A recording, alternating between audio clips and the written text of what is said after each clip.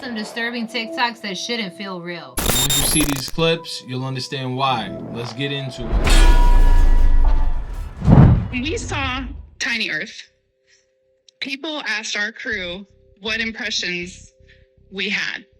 And honestly, what struck me wasn't necessarily just Earth, it was all the blackness around it. Earth was just this lifeboat hanging undisturbingly in the universe.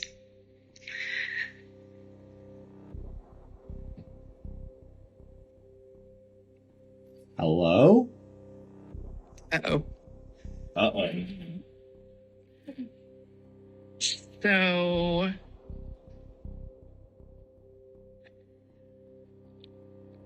I may have not learned, no, I haven't learned everything that this journey has yet to teach me. This is a script? But there's one new thing I know, and that is planet Earth, you are a crew.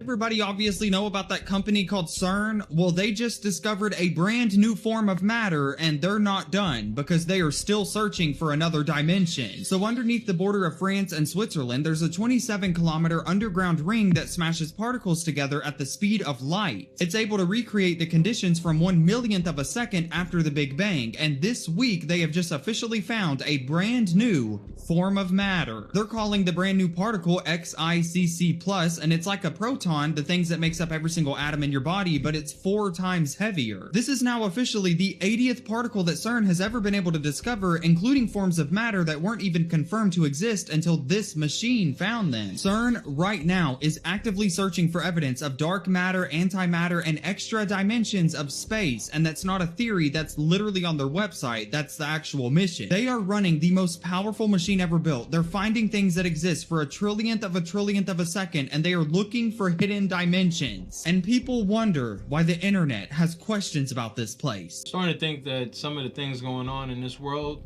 might be connected to CERN. All right, guys, it's over. The IRS as we know it, it is done. Yesterday, over 30% of the IRS's auditors resigned in a single day. Why? Because President Donald Trump just pulled the pin on the biggest financial shakeup in American history.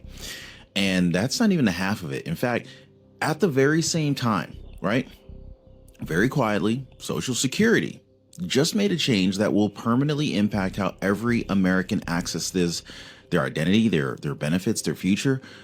But there was no press conference. There was no big rollout. But if you're on SSI or SSDI, let me know down in the comments. Or if you're just planning to retire one day in the future, you need to know what just happened. In today's video, I'm going to share with you guys exactly why President Trump's war against the IRS is just the beginning and what he's planning to do with your taxes next. We also need to talk about how your Social Security card's going fully digital this summer and what that really means for your privacy, and why Biden's quiet $8,000 checks for federal retirees, they've got people asking, where's mine? Comment down below if you did not yet get an $8,000 Social Security check yet. I want to hear from you guys. Also, did I just hear him say that the Social Security cards are going digital this summer? So I have a bunch of people who comment under my videos and say, I looked it up. Taxes aren't voluntary. I saw it on the IRS's website. The first result on Google. You're being gaslit. They expect you not to look deeper. If you go ahead and look up on the IRS website, do a little bit more research. Why aren't they using the word mandatory? Why don't they say mandatory tax compliance? Please show me where they say that. Taxes paid voluntarily and on time. Why don't they use the word mandatory? If it's mandatory, why don't they say that? That would be a much more effective way to communicate. Why don't they say that?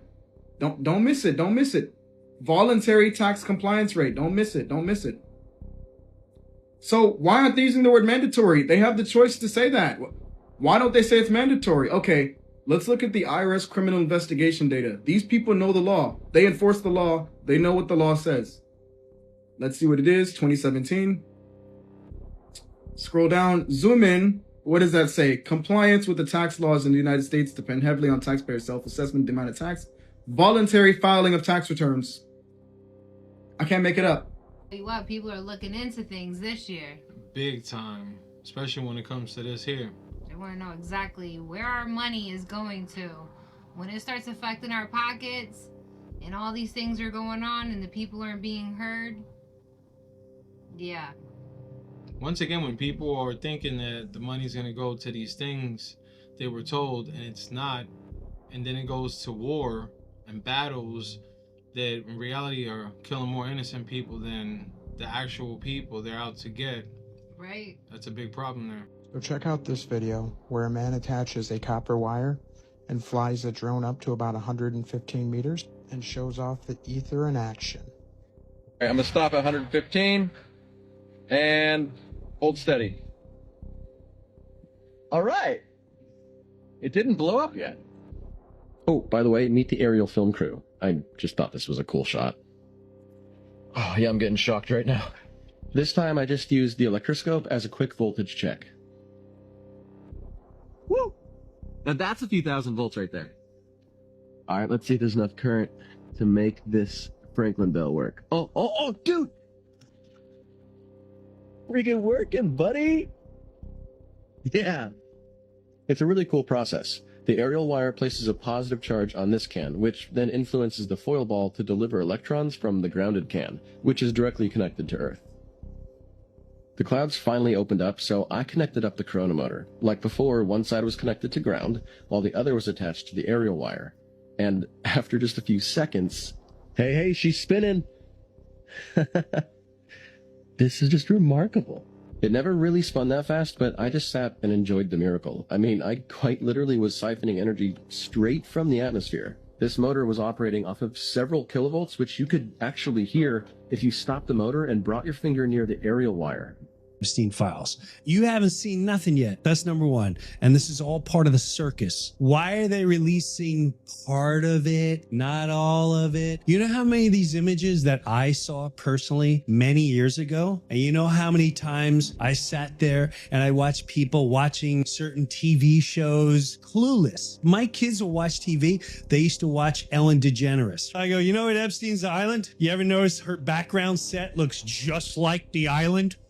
And they're like, Dad, you're such a conspiracy theorist. Every conspiracy theorist out there right now, all I'm going to say is, if you never believed in them, you better start talking to them. I'm telling you right now, this is just wave number one. I don't know what happened. All I know is the reason I know that what they showed isn't real is production. The camera, so the 3 astronauts leave and the camera shot tilts up and focuses. And they say that there's no one on the moon. And they say that they did it by remote in negative 200 degrees in a vacuum from Houston, Texas in 1969. I'm like, anybody in TV production knows that's not even close to possible. Like doing that with that camera right now would be super hard. From a remote, you'd have to do like take after take. And just all the contradictions and why did it happen? I mean, if I was going to give them the benefit of the doubt, it was keeping hope, keeping entertainment, keeping that spirit going as we're getting off the gold standard and there's a Cold War with Russia, or it's almost like a way to get the troops excited. And then maybe they spent a lot of money to try and go and they couldn't for some reason and they wanted to deliver because people were going, there was like race riots then. And on the negative side, psychological operations where it's like the greatest thing that we've ever done, you can't do now forever. Yeah. Like think about what that does to the youth. I mean, you're young. It's like, yeah, we went to the moon in 1969 and we can't ever now because we're not as good as them, as the baby boomers, because they had special technology. Meanwhile, Neil Armstrong will brag that they had less tech than an iPhone. So they're like in these young kids' face, we did all this with less tech than you have in your pocket. And it's like, so why can't we go back? Well, we had better tech. And that's like a psyop. That's like to break your brain where you're like, okay, tell me what food to eat and give me a pill. That doesn't make logical sense. That's the perfect example of bullshit.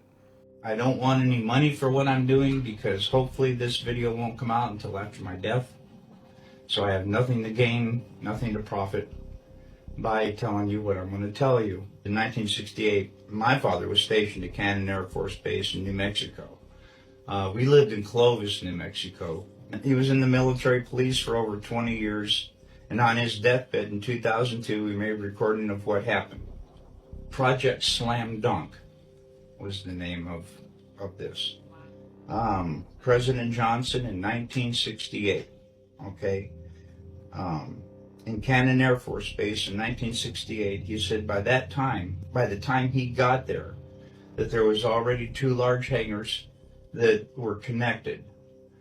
There was hundreds of dump trucks that came in and dumped sand and stone, and cement powder was powdered over the top of all that to make it look like a lunar landscape. They had men that fashioned it into a lunar landscape, he said. Okay, I've never known my dad to lie, so this all took me by surprise. You know, what's that all about? So anyway, he said that in front of the airplane hangars was pole framing with large canvas tents that was concealing the inside of the staging area. Inside the staging area, on flatbed trucks, was created the lunar lander that was reassembled back inside the hangars. All of the walls were painted flat black, and the ceilings as well. He was sworn to secrecy by the NSA, and they would put him in prison for breaking that oath. When Dad saw the moon landing on TV, he cried. He said he knew that what he had witnessed on TV was exactly what they recorded in that hangar. It's like somebody didn't want to take that with them to the other side. And the shit about it is, I mean, there's a lot of people like this that are in different positions, and they've seen a lot of things, and they can't say a damn thing because they either sign something or they'll lose what they have as their career. And then it's in moments like this where they're at their deathbed where they end up confessing because they don't want to carry it on to the afterlife. Kind of like what Warner Van Braun did, right? Yeah, on his headstone. Explain why we're not getting to see these images live. The Apollo 11 landing was broadcast live. Why now don't we have the technology to see all of this live? And we're getting a picture on the TV. Got a good picture. He's on the moon. The second man is on the moon. Nice. They're getting ready to move the TV camera now out to panorama position. Okay, as far as distance goes, Neil, and we'll line you up again when you finish the panorama. Tell me if you got a picture here. They've got a beautiful picture, Neil. Issues with file transfers. We did have a number of communications glitches.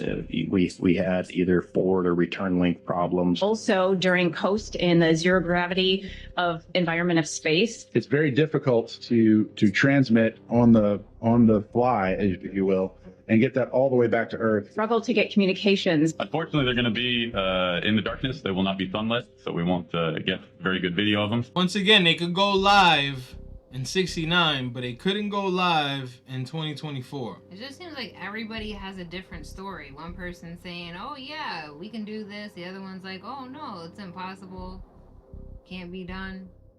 And that's why they got all those different departments, so that they say, oh, well, we said this, and that was coming from a different department. It wasn't from us. Yeah, they all work for the same umbrella.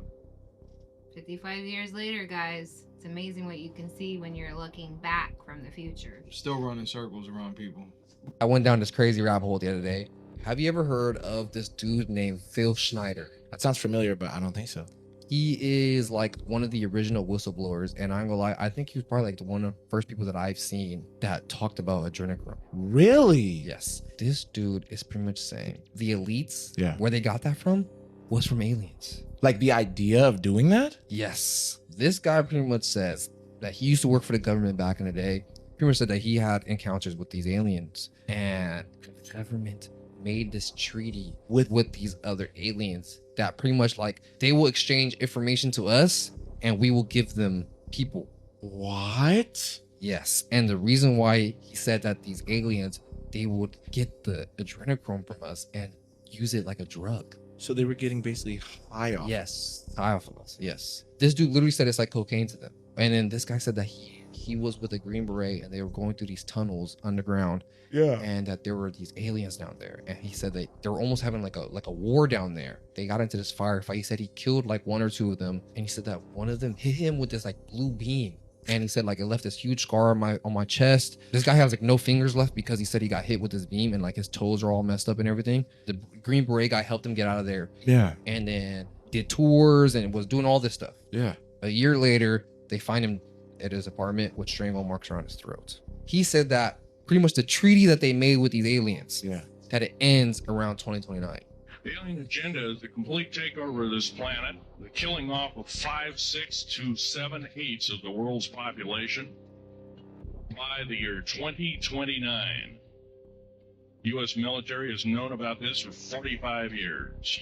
So if their deal's up for the human exchange to these ETs in 2029, does that mean that there's not going to be any more of that trading going on?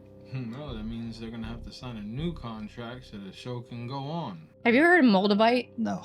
It's from like a meteorite that crashed here or something. It was a big trend for a bit. TikTok and everything. Everyone's like, this is a crystal. Like, it will get rid of all the negative things that you shouldn't have in your life, but like, tread lightly. One morning I woke up and my boyfriend at the time, he was like, the neighbor wanted me to give you this crystal. And I'm like, oh, what is it? And he's like, Moldavite. And I was like, whoa, like, I'm not touching it. Like, you don't typically gift Moldavite to someone like that. And they own this crystal shop. So I found it really interesting. I was like, why would they gift that to me? That's weird. Literally after that, everything in my life has flipped upside down. Negatively? Or I don't know. That's the question. I went through a breakup. It's really weird, the amount of things that happened. I buried it. I got scared. yeah, you never know, because some things start out really well, but then it could just flip your whole shit upside down, and it could have been this little $100 crystal.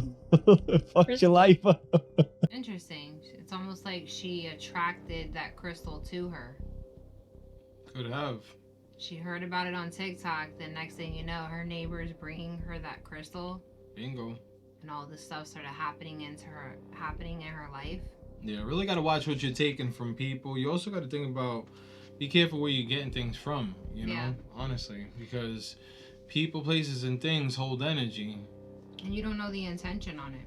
I'm not gonna lie, my jaw was on the floor when I was watching this Mel Gibson interview from 1998. Not only did he predict what would happen to him in about 8 years, but he starts exposing what is actually happening in Hollywood. Not only that, but he's talking about exposing things on a much higher level and how you need to be patient. You have to be patient to do it. And it's almost as if he was already planning on doing something like The Sound of Freedom way back in 1998. And they ruined him for this shit. I promise you, what you're about to hear is gonna have you floored. Absolutely floored. Check this shit out. First time I really came over here, you know, I had a whole bunch of weird paranoid suspicions about what the hell was going on, because there was a lot of stuff I couldn't understand. Right. And nobody was really bothering to explain it to me. They don't. And I formed a bunch of opinions about the town and about the people in it that were like, surely that couldn't be. Whole place can't be like, you know, Weird Town, you know, where the stranger wanders in and all the people are in the bar and they all shut up when he looks at them, and, and they tell you don't go into the house on the hill. And it's like that. And then you go away and you think, no, I was wrong. I mean, that's insane thinking. I'm paranoid. I imagined that stuff. That couldn't be the reason for why so-and-so was acting like, could it? And then you find out later on the track that you were exactly on track with a lot of this stuff, that some of your worst nightmares were real at the time. And you think, a place like this can humiliate you. And it can humiliate you, it can be humbling. I mean, it does rip your life to pieces if you'll let it. Yeah. And it's always pounding at the walls. These little guys, these little heathens with no soul downstairs with horns on their head. You can't get mad. You can't let it get you, because you have to make a deal with everyone else, and it's almost unspoken that you are going to be fucked over at some point by people who you may have done something nice for. And it may happen that by circumstance, or even very purposefully, and I've often felt it. I've sat there and I have felt the knife slipped firmly in between my shoulder blades and tried to have it shoved through the other side through my heart. No, he came to see me on a rooftop in New York. I said, hey, can I talk to you? And he said, sure. And he floated in sideways through a crowd of people. He was wearing black. And it was like one of those old vampire movies where they don't walk, but they glide. The air had turned cold. And then he left, and I wanted to leave. And because I knew that I didn't want to work with him. Yeah. And he was getting scary. Yeah. And then I turned around and it was on top of the Peninsula Hotel. I turned around to avoid his steady gaze at one point. Yeah. And I was looking at a building with the top of the sixes on it. So there was a huge illuminated 666 in red. Yeah. And I went from that to that to that, and he started smiling. And I thought, oh no, Chris Walken is the Antichrist, you know? I'll think, Walken, and you'll resent it for a little while, then you have to let it go. Otherwise, you'll eat yourself alive. And I think it takes that kind of cockroach resilience to survive in this town. Sounds like Mel's been through some things in Hollywood. It's almost like he was depicting like Satan or like a vampire that was trying to get him to work with them. You are in hell if you don't understand that your spine is the stairway to heaven. And this is how you gain your power, by understanding that your body is a living temple of God. And when we look at the human body, we're looking at a diagram and a blueprint of the higher and lower self. The lower self exists in the organs that exist below the heart, such as the sexual organs, the digestive system, and the solar plexus, sex, food, and power. And this is what society's stuck in, sex, food, and power. But your higher self exists above the heart, love, expression, intuition, and wisdom. So the spine, when we operate life from the lower end of the spine, we only think about sex, food, and power. Then we're living in low-level pleasures. We're living in the matrix, and we're stuck on a low level of consciousness and no self-control or self-mastery. In order to reach heaven, we have to gain control over our animal instincts, which exists in the lower end of the spinal column. Head is heaven and the heel is hell, because the heels touch the physical plane and the head access to the heavens, the stars.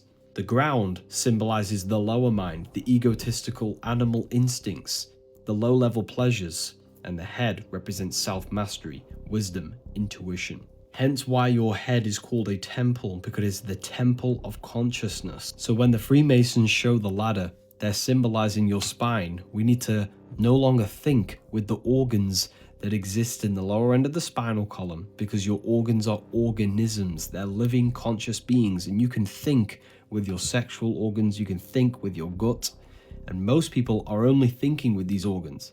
We need to raise our thinking and our actions from the head and the heart to reach a higher consciousness and to reach self-mastery. They're working overtime to keep everybody in the root chakra. If you guys want access to this book of wisdom, I have it in the description for you. A number of things that I've heard from people in the Pentagon, that the buzzword in the secret of secrets in the Pentagon is the Sumerian gods are returning, and that's what they're referring to as that whole area that Peter's Wow. Can you repeat that again, just in case anybody missed it? The buzzword in the Pentagon and the military circles that are in the know about the cover up here, they kind of in whisper tones talk about the return of the Sumerian gods. And they're talking about the what we would call aliens or fallen angels returning into the Middle East, into Old Sumer area. The Anunnaki. Well, could be. Under the other ancient names. Do you think that has anything to do with why we're in Iran? Lady said, do you think that has anything to do with us being in Iran? So maybe that's why all these scientists are disappearing, because they understand that something's going on with these beings. Only reason scientists would be getting taken out is if they felt these individuals were going to open their mouths and they were in a position of power where people would actually believe them. Yeah. And I don't know who said that, but for that to be the buzz at the Pentagon, that's pretty wild. Now, we don't know if this is true or not, but hey, do your own research and then let us know. Using their currency. Get away from the Canadian dollar, get away from the US dollar, switch all your assets over to the blockchain, and again, Ripple will be the new world reserve currency, and that is a fact. I don't care what anyone says in the system, unless you're an international private banker like us and you've seen all the agreements, you have no idea what the fuck you're talking about. So there you have it, guys. Ripple. That's what you want to go for. Which is XRP. Based on what this man right here is talking about. An international banker saying unless we've seen the agreements and documents that he's seen, you can't tell him nothing. What are you guys going to do? Are you guys going to switch on over? Are you guys going to position yourself, or you're just gonna go ahead and just ride it out and be like, hey, whatever happens, happens? Wait, what did he just say? There's going to be people of means who are going to travel, and then there's going to be people maybe who of lesser means who might actually be able to use an Oculus or a Magic Leap or some other kind of device to travel to the same place, but from their own couch. But in many like how he just slid that in, like, you know, and if you don't have any money, you can just go ahead and travel from the couch. So basically it's going to be a luxury to travel in the future in a physical sense. So you'll have to have money for that. Everybody else can just stay in the virtual reality. This is coming from the World Economic Forum. There's a parasite that doesn't just infect the body. It enters the eye and replaces the host for entertainment purposes only. There is an ancient parasite, not metaphorical, not symbolic, literal. They call it the vril. A subterranean organism that has existed long before recorded history. Small enough to be unseen, intelligent enough to be deliberate. Its method of entry is through the eye. The optic nerve is the only place in the human body where the central nervous system is exposed, where the outside world touches the brain with almost nothing in between. The most efficient process doesn't happen while you are awake. It happens during REM sleep. That's when it strikes. It doesn't swap the soul with another soul. It removes the original host completely, extracts it entirely, leaving a perfectly empty vessel. Once the host is gone, the parasite burrows straight to the deepest part of the brainstem, coils there, and learns to mimic memories. Sometimes it even functions better than before, calmer, more focused, easier to be around, but it is no longer human. It is a reptilian intelligence piloting a human vessel, ancient, cold, purely survival-based. It doesn't feel the way you feel. It doesn't think the way you think. It only mimics. Emotions confuse it. Bright lights short-circuit it. Sudden sounds, high-pressure moments are when the mask slips. And when the signal starts to break down, when the glitch is coming, it reaches for the eye, the same eye it entered through. Touching it is like rebooting the connection, stabilizing the signal. And what happens to the original host that was removed? It can be transferred into a completely different vessel or uploaded into an endless stream on a USB drive. For entertainment purposes only, I completely made this story up because what else am I supposed to do with a crazy imagination?